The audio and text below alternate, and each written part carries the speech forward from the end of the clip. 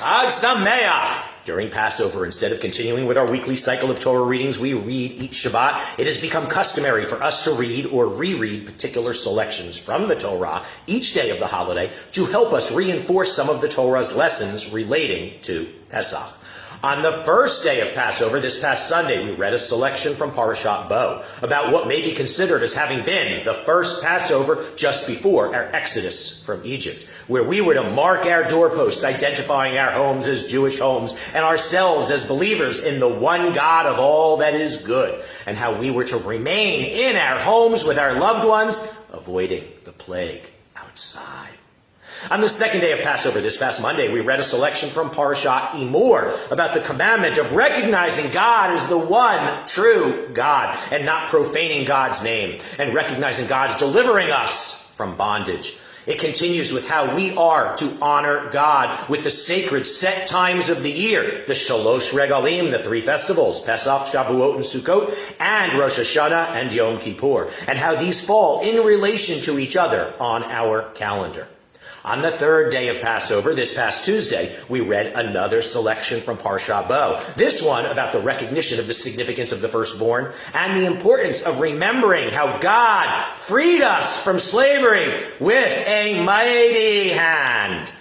How we are to refrain from chametz, how Pesach must be in the spring. The promise of our Eretz Zavat Chalav, Udvash, our land flowing with milk and honey, almonds and dates. How we are to eat matzah every day of Passover. How we are to retell the story of our Exodus and teach our children. How we must remember God and His goodness with all we do and with how we see the world.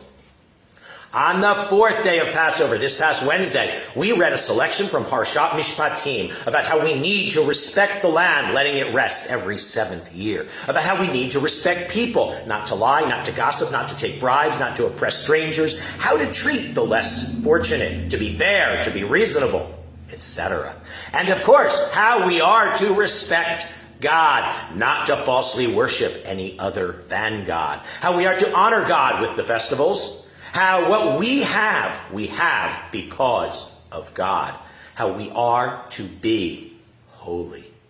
On the fifth day of Passover, this past Thursday, we read a selection from Parshat Ki Tisa after the situation of the golden calf about Moses being instructed by God to carve 2 new tablets of stone on which God would inscribe the 10 commandments again. How God is merciful.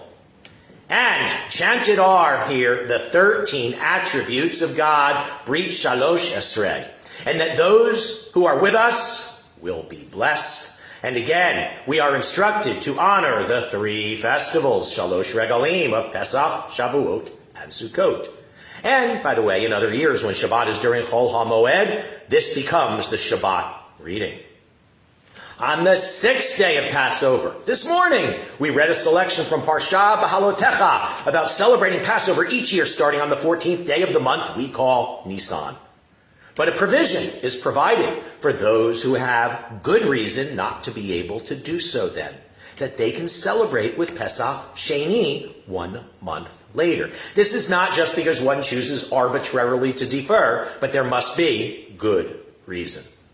On the 7th day of Passover, tomorrow, Shabbat, we will read a selection from Parshat Beshalach about the indirect path by which God intentionally led us. After all, sometimes the shortest path is not the best path. Our faith was tested. How we needed to be of courage. How the Pharaoh had a change of heart and came after us. How the sea parted and we made it safely across. And how we sang the song at the sea to God upon our deliverance. On the 8th day of Passover, we will read a selection from Parsha Re'eh, again about the recognition of the significance of the firstborn, about how we are not to consume blood, about how Passover is to come each year in the spring, about how we are to each year celebrate the Shalosh Regalim, the 3 festivals of Pesach, Shavuot, and Sukkot. And we are not to just celebrate on our own, but we are to invite others, including widows, the fatherless, and more. that our blessings are bestowed to us by God. And we need to understandably and appreciatively give back. These are Torah readings to be read each of the days of Passover, much for us to ponder each day of this festival, and of course, plenty to ponder this Shabbat. Next week, we will get back to our regular cycle of readings in order in the Torah. Also, we will continue each day in these coming weeks with counting the Omer. Right now, still before Shabbat, it is the 5th day of the Omer. We are counting our way from Pesach to Shavuot, from our holiday of freedom to our holiday of freedom with a purpose, from being freed from slavery to receiving the Torah.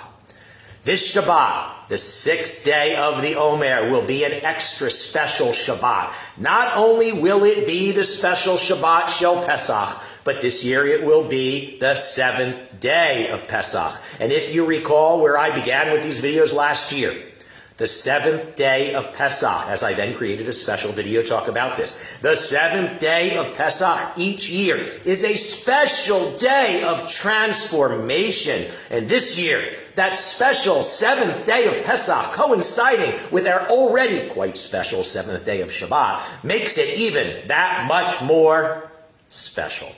Please do, by the way, go back into the videos. Go to youtube.com/Bnai Tov. Go back into this year-long series of videos, which Reuben helped me begin with these last Passover. And do find, and especially today, also watch or rewatch the video entitled The 7th Day Transformation. And please give that and all this some extra thought this Shabbat. And I wish you the Shabbat Shalom, the Pesach Sameach.